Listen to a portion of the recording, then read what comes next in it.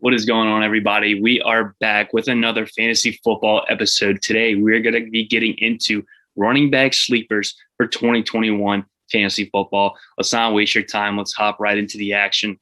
Let me know in the comments what you think about these guys. If you think they're solid sleepers, if you think they're going to end up being trash and not worth the pick, let me know in the comments below.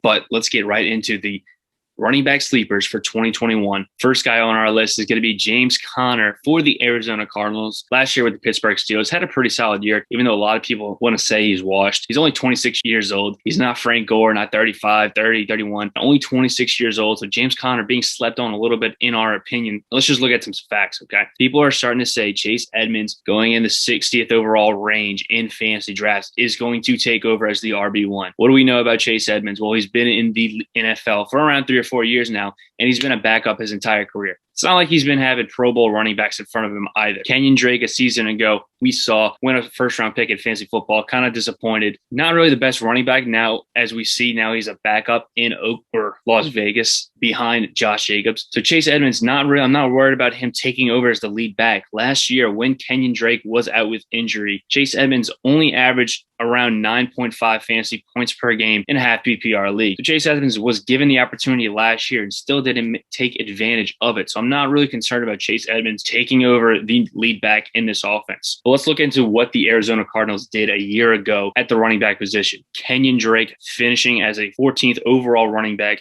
in fantasy leagues. Yes, he was a disappointment because he went in the first round and you wanted a little bit more upside. But he had a consistent floor, which is solid, and it was really due to his red zone ability. Number 4 in the NFL in red zone rushing attempts last season. Number 3 overall in attempts inside the 5-yard line. So those goal line carries, Kenyon Drake actually had 21 goal line carries from a year ago. Chase Edmonds, 1 goal line carry last year. So we kind of see what the Cardinals want to do in that backfield. They don't really trust Chase Edmonds to pound it in. They want a bigger back. And James Conner, very similar to Kenyon Drake stature-wise. Okay, not the shiftiest of players, but strong, well-built, can run in between the tackles. And that's all Kenyon Drake did last year. So we expect James Conner to slide into that Kenyon Drake role, really just halfback dives right up the middle, keep the defense honest, and get those goal line carries. Kenyon Drake, like we said, number 3 in goal line carries a year ago. We expect James Conner to see a majority of that work. 95% of the goal line carries going to Kenyon Drake. We expect that for James Conner to take that over. James Conner is going extremely late in draft. I mean, we're talking 2 rounds behind Chase Edmonds. When Chase Edmonds not getting that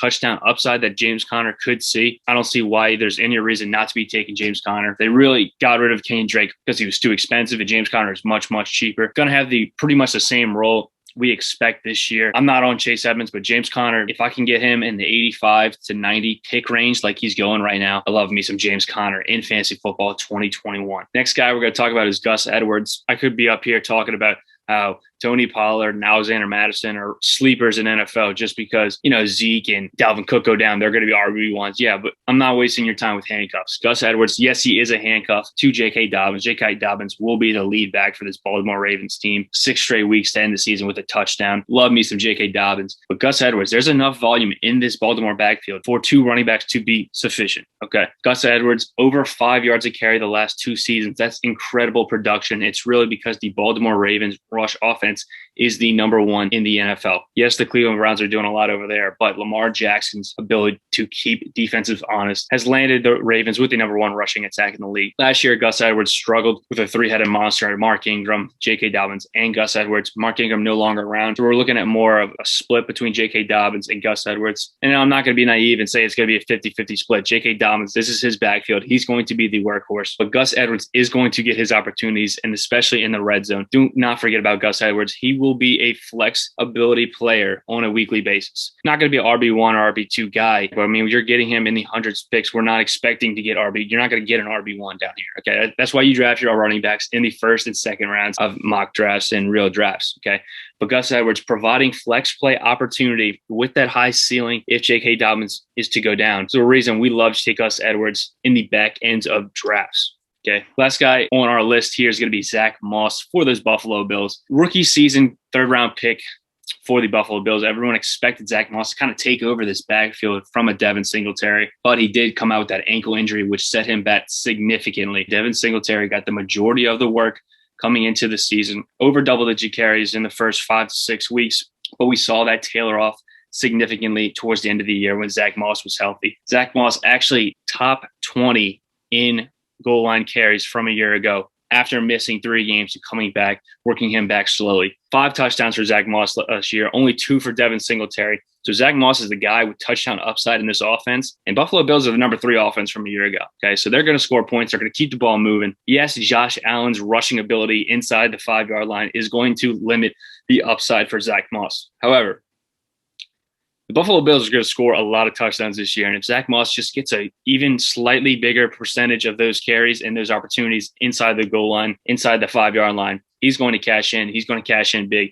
Especially Zack Moss, everyone forgetting about him this year because he was such a disappointment last year, but it's his rookie season as a running back. You can't expect him to come out the gate guns a-blazing after having an ankle injury, which is a significant injury for a running back. So Zack Moss, guy we want to keep our eye on in the late end draft. You can get him cheap, and he's going to have flexibility with upside into the running back 2 category if he's able to take sole control of this backfield, which we expect. Devin Singletary, really not that good of a player. I mean, we've seen him for a couple of years now. Definitely not a workhorse back. Zack Moss, better built running back for this team. He should see the bulk of the carries inside the goal line. He should pay dividends for you late in drafts.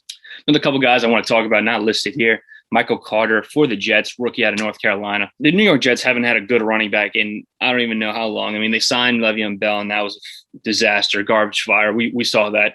Everyone knew that was coming. But Michael Carter, this volume in this offense is there to be had.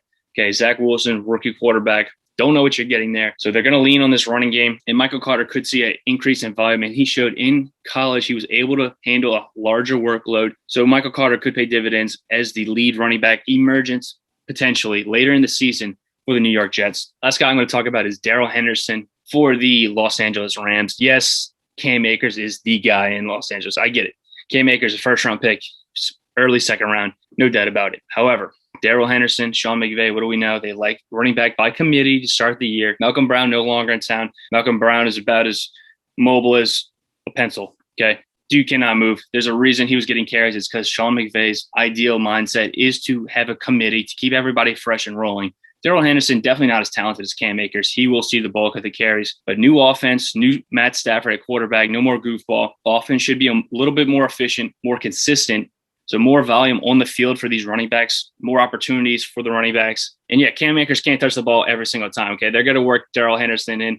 Elite upside as a handcuff, but also as a flex play with that Rams offense, controlling the clock, running the ball like Sean McVay likes to do. Darrell Henderson, sneaky play late in drafts. You can get him for basically free at the end of the draft. So I'm keeping an eye on him. That's going to be our running back sleepers for 2021 fantasy football. We thank you guys for watching, and we'll see you next week. Another episode of Fantasy Birds.